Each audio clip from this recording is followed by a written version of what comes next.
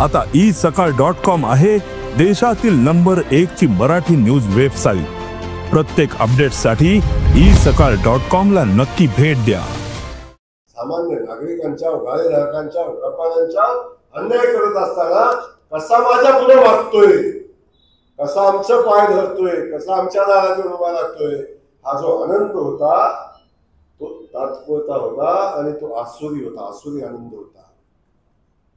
काळाची चक्र फिरली, सूर्य कधीच एका बाजूला राहत नाही, पूर्वेला राहत नाही, तो पश्चिमेला मावळतो। आयुष्यभर दुसऱ्याला पोलीस स्टेशनच्या नोटीस पाठवल्या, आयुष्यभर दुसऱ्याला पोलीस स्टेशनची दारं दाखवली। एक दिवस असा आला की आपल्या दारात पोलीस उभे राहिले आणि आपली चौकशी करत असताना आपला झालेला चेहऱ्यावरचा भाव, आपल्या चेहऱ्यावर असलेला भाव कळाला आणि त्या दिवशी खऱ्या अर्थानं सामान्य माणसाला काय वेदना होता ते कळालं असेल। पण दादा तरी सुद्धा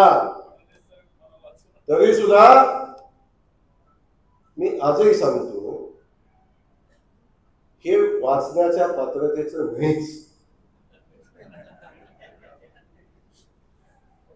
पण काय सांगू तुम्हाला, कुणाचा पाय धरला नाही असा पाय नाही। हा तुमच्या पुढे उभा राहिलेला जयकुमार 29 केसेस झाल्या, पण या जयकुमारने कधी मान खाली वाकवली नाही, कुणाच्या दारात कधी गेला नाही, कुणाची माफी कधी मागितली नाही आणि कुणाला मला वाचवा कधी म्हणला नाही। आणि एकदा अजून वेळेची याच्या आधी पाय धरलं खाली जाऊन, साहेब मला वाचवा, साहेब मला वाचवा। साहेब म्हणलं काय करायचं, साहेब म्हणलं त्याला माफ करून टाका।